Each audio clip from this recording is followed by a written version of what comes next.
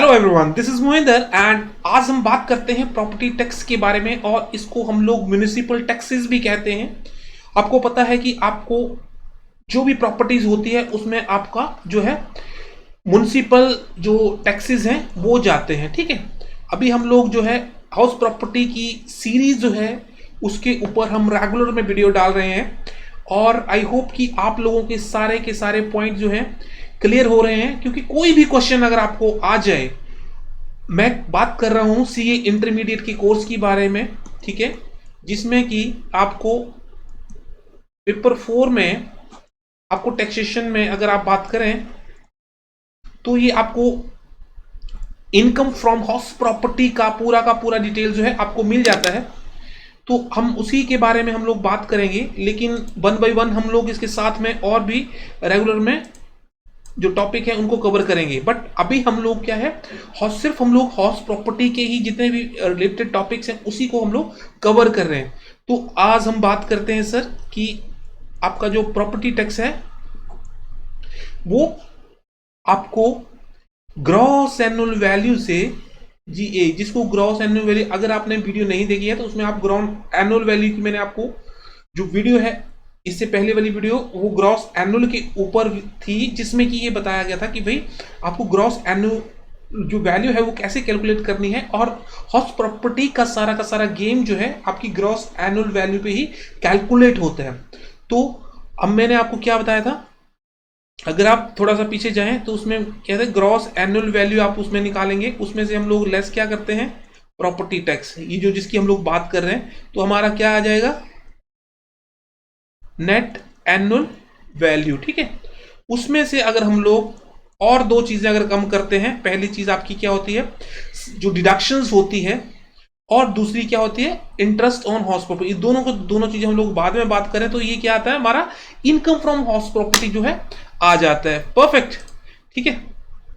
तो अभी हम लोग बात करें म्युनिसिपल टैक्सेस की, क्या हम लोग जितने भी जो टैक्सेस देते हैं या ड्यू होते हैं क्या हम लोग सारे क्लेम कर सकते हैं? तो सारे के सारे हम लोग पॉइंट जो है, अभी तक आप लोगों को यही पता होगा कि हम लोग जो भी टैक्सेस हमारे ईयर में ड्यू हो जाते हैं या पे हो जाते हैं तो हम लोग उसका क्लेम कर सकते हैं। बट मैं अभी आपको A to Z आपको चीज बताने वाला हूं कि भाई आपने इनकम फ्रॉम हाउस प्रॉपर्टी में से कौन से जो टैक्सेस हैं वो कम करने हैं, तभी आपका जो क्वेश्चंस है वो आपका क्लियर हो पाएगी। क्योंकि जो एग्जामिनर होता है वो आपके जो कॉन्सेप्ट्स की क्लियरेंस देखता है, वो आपको ये इतना लेंथी जो है जो आपको क्वेश्चंस है वो नहीं डालता है, बट वो आपके जो कॉन्सेप्ट है वो आपको क्लियर है कि नहीं है। ये सारी की सारी चीजें हम लोग बात करेंगे प्रॉपर्टी टैक्स के बारे में।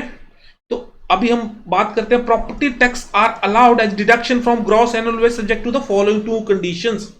भाई ग्रॉस एनुअल वैल्यू में से अगर दो कंडीशन सेटिस्फाई होती हैं तभी आप उसको प्रॉपर्टी टैक्स को कम करोगे। परफेक्ट। उसके बाद it should be borne by the, अगर जो घर का मालिक है अगर उसने एक्चुअल में पे किया है, अगर वो ओनर ने, मान लीजिए ये घर है और ये आपका ओनर है और ये आपका टेनेंट है, ठीक है, तो अगर इस घर का जो टैक्स है वो अगर इसके ओनर ने पे किया है तो ही आपको इसकी जो प्रॉपर्टी टैक्स जो है वो आपने रिड्यूस करना है। अदरवाइज इसको अगर मान लीजिए भी आपने इस टेनेंट से ले लिया, अगर आपने टेनेंट से ले लिया तो बात नहीं बनने वाली, तो आपको प्रॉपर्टी टैक्स कम नहीं करना है ग्रॉस एनुअल वैल्यू में से। ठीक है, दूसरा कंडीशन क्या है, इट शुड बी एक्चुअली पे ड्यूरिंग, मतलब कि ये एक्चुअल में पे होना चाहिए, ना कि सिर्फ ड्यू।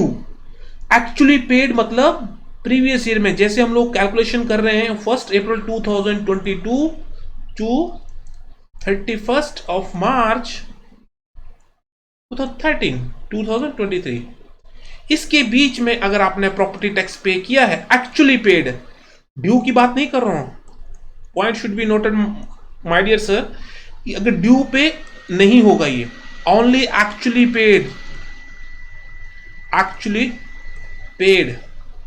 ठीक है, उसके बाद पॉइंट नंबर 2 की अगर हम बात करें तो क्या बोलता है ये, if property tax is levied by a local authority for a particular previous year are not paid during the year shall be allowed in the computation of for the P. If the property tax levied by the local authority for a particular privileges are not paid during that year, no deductions. Sir, जो चीज मैंने आपको ऊपर बताई इसका मतलब वही है, आपको समझ लेना है। और आपने लिखना कैसे एग्जाम में ये चीज तो मैं नहीं बताऊंगा, आपको प्रैक्टिस करनी पड़ेगी और आपको कॉन्सेप्ट को क्लियर, मैं सिर्फ आपके कॉन्सेप्ट को क्लियर कर सकता हूं। इसमें वही लिखा हुआ है कि अगर आपने एक्चुअल में पे किया है ओनर ने तभी वो डिडक्शन मिलेगी, otherwise no deduction shall be allowed. ठीक है। पॉइंट नंबर 3 की अगर बात करें, ये क्या बोलता है, however if in any subsequent year the arrear are paid then the amount so paid is allowed as deductions in computations of the income from the house property for the, इसका क्या मतलब हुआ sir, अगर आपने कुछ last year के मान लीजिए 5 सालों के आपने टैक्सेस नहीं पे करे थे, ठीक है, तो आपको इसकी डिडक्शन मिलेगी। अगर आपने प्रीवियस ईयर में इन सारे के सारे जो टैक्सेस हैं वो पे कर दिए हैं तो एक्चुअली पेड जो है वो आपको डिडक्शन मिल जाएगी पूरी की पूरी। ठीक है, so paid is allowed as deduction. Point number 4 में बात करते हैं, thus we find that irrespective of the previous in which the liability to pay such tax arises according to the method of accounting। कहता क्या है कि भाई accounting में क्या होता है, मान लीजिए 31 मार्च को आपको पता है 31 ऑफ मार्च को मान लीजिए चीजें जो भी ड्यू होती है हम लोग क्या करते हैं उसकी जो क्लेम कर लेते हैं, मतलब एक तरह का क्लेम कर लेते हैं, मतलब या उसको प्रोविजंस कर देते हैं। तो इस केस में the deduction in respect of such taxes will be allowed only in the year of actual payment by the owner. This point should be noted my dear sir, because मैं बार बार repeat कर रहा हूं कि actually paid होना चाहिए और bye owner पे होना चाहिए। ये अकाउंटिंग के हिसाब से नहीं देखना है आपने इसको कि भाई आपका इसको टैक्सेस जो ड्यू हो गया है। एक और बहुत इंपॉर्टेंट चीज है जो इसमें नहीं है, वो क्या है, कभी जब आपको ग्रॉस एनुअल भी दी जाती है तो उसमें क्या लिखा जाता है, म्युनिसिपल वैल्यू। ओके, तो म्युनिसिपल वैल्यू में क्या लिखा रहता है, मान लीजिए भाई म्युनिसिपल वैल्यू है 1.5 लाख रुपए। ठीक है, अब आपको क्वेश्चन में क्या दिया रहेगा, it like that it's at the rate of भाई 10%। आपको सिर्फ ये चीज नहीं दी होगी, आपको सिर्फ ये होगा प्रॉपर्टी टैक्स 10%, तो आपने सिर्फ म्युनिसिपल वैल्यू का 10% लेना है, आपका क्वेश्चन जो है बिल्कुल करेक्ट हो जाएगा। ठीक है, आपको 15,000 आपने जो है टैक्सेस ले लेना है, मतलब प्रॉपर्टी टैक्स ले लेना है, उस केस में आपको ये चीज काउंट हो जाएगी। ठीक है, पॉइंट नंबर 6 की अगर मैं बात करूं, अच्छा ओके, पॉइंट नंबर 5 ये भी है, अगर if in case the property situated outside India, मैं इंडिया में रहता हूं, मेरी एक प्रॉपर्टी लंदन में वैसे है नहीं एक्चुअली माय डियर सर, मेरी प्रॉपर्टी नहीं है लंदन में, लेकिन अगर मेरी प्रॉपर्टी होती और लंदन की गवर्नमेंट ने या यूके गवर्नमेंट ने मुझे वहां पे टैक्स लगाया होता, प्रॉपर्टी टैक्स दिया होता, तो वो भी मुझे अलाउड होता, क्योंकि मुझे उसकी स्लिप जो है मिलेगी और जो भी मुझे वहां से रेवेन्यू हो रहा है उसमें से जो भी आपके टैक्सेस हैं उस गवर्नमेंट के, मतलब प्रॉपर्टी टैक्स होता है वहां भी, तो उस केस में वो आपको अलाउड होता है। ठीक है, पॉइंट नंबर 6 पे आ जाओ sir, in case of in respect of self occupied property operate specially, अगर आप मान लीजिए आपके पास ये प्रॉपर्टी है, ओके, इसको अभी हम लोग थोड़ा क्लीन कर देते हैं। ठीक है, अगर आपके पास एक प्रॉपर्टी है, ठीक है, ये आपके पास एक प्रॉपर्टी है, उसके पास आपने क्या किया हुआ है, ये पूरी की पूरी बिल्डिंग आपने सेल्फ ऑक्यूपाइड के लिए रखी हुई, सेल्फ ऑक्यूपाइड होती है सर। ठीक है, सेल्फ ऑक्यूपाइड आप समझते हैं, जो अपने यूज के लिए रखी होती है। उस केस में अगर आपने प्रॉपर्टी टैक्स दिया है तो क्या होगा, क्या आप इसको क्लेम करोगे? नो सर, इसकी एनुअल वैल्यू नील होती है। ठीक है, इसकी एनुअल वैल्यू जो आप सेल्फ ऑक्यूपाइड घर होता है उसके लिए आपकी जो ग्रॉस एनुअल वैल्यू होती है वो नील होती है, तो उस केस में आप इसको जो प्रॉपर्टी टैक्स है वो क्लेम नहीं करेंगे, क्योंकि annual value benefit is claim, deduction of municipal is not allowed. I hope आपको 6 के 6 पॉइंट सारे क्लियर हो गए, क्योंकि आप जो है ये घर किराए पे दे नहीं रहे, आप अपने लिए यूज कर रहे हैं, तो इसके लिए ग्रॉस एनुअल वैल्यू क्या होगी, अगर आपने मान लीजिए ग्रॉस एनुअल आपकी जीएबी इसकी मान लीजिए नील हो गई, ठीक है, तो और आपने प्रॉपर्टी टैक्स दे दिया 20,000 रुपए, तो क्या आपको लॉस फ्रॉम हाउस प्रॉपर्टी दिखाएंगे? No, this is not allowed for your self occupied property. उसमें जो भी आपका प्रॉपर्टी टैक्स दिया वो आपको खुद बियर करना पड़ेगा। इसके लिए आपको कोई भी जो डिडक्शंस है वो नहीं मिलने वाली है, ठीक है, सेल्फ ऑक्यूपाइड प्रॉपर्टी के लिए।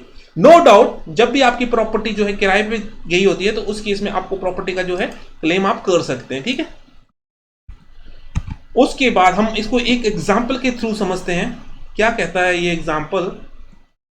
एग्जाम्पल ये बोलता है मिस्टर राजेश है कोई, ए ब्रिटिश नेशनल है, is a resident and ordinary resident in India. वहां का इंडिया में भी रहता है पर्सन, वहां भी रहता है। तो उसने क्या किया, प्रीवियस ईयर में ही owns a house in London, उसका लंदन में घर है, which he is a let out 10,000 pound, ठीक है, 10,000 पाउंड पे पर मंथ पे किराए पे गया हुआ है, ठीक है। याद रखना है आपने, the municipal taxes paid to the municipal corporation London is 8,000 जो है during the previous year the value of the Indian house property to taken as.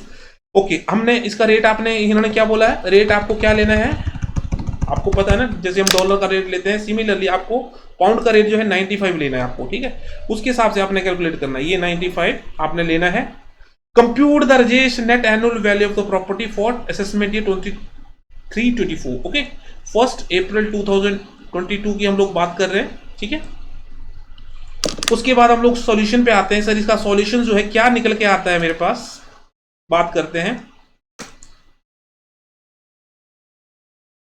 For the previous year 2022-23, Mr. Rajesh is a British consul, a resident है and ordinary resident in India में।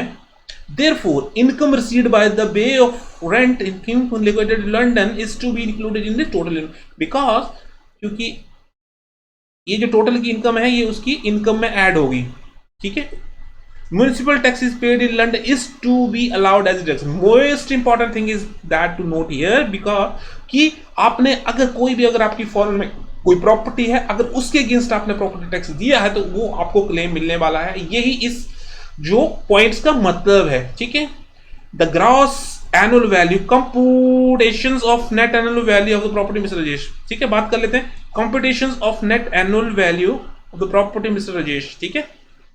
Assessment ये 23-24 की particulars में क्या है, gross annual value कितनी निकलेगी भाई साहब, उसकी ग्रॉस एनुअल वैल्यू कितनी होगी, आपको 10,000 को मल्टीप्लाई करना पड़ेगा 12 से, क्योंकि एक महीने का है 10,000, तो 1,20,000 पाउंड हो गया into 95, so total would come 1,14,00,000, right.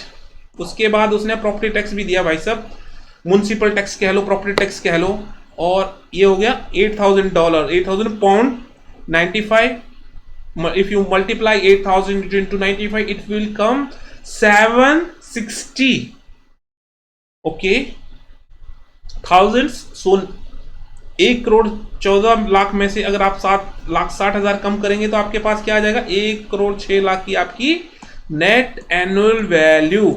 I hope कि प्रॉपर्टी टैक्स को लेके अब आपके माइंड में कोई भी कंफ्यूजन नहीं रहेगा, सारे के सारे पॉइंट मैंने क्लियर कर दिए हैं। सो अगर फिर भी आपको कोई डाउट लगता है तो आपको बार बार वो प्रैक्टिस में क्वेश्चन लेके आना है, बार बार वीडियो को देखना है कहां पे वो चीज मेरे से मिस हो रही है। सो आई होप कि आप लोगों को पॉइंट क्लियर हो रहे हैं। सो ज्यादा हम बात नहीं करेंगे बिकॉज आप लोगों का टाइम मेरे लिए बहुत प्रेशियस है। इन सच ए केस आई होप आपकी स्टडी अच्छी चल रही है और मैं चाहता हूं कि आप लोग जो है अच्छी स्टडी करें। So thank you so much and let's meet in another video session. Till that, take care, bye bye.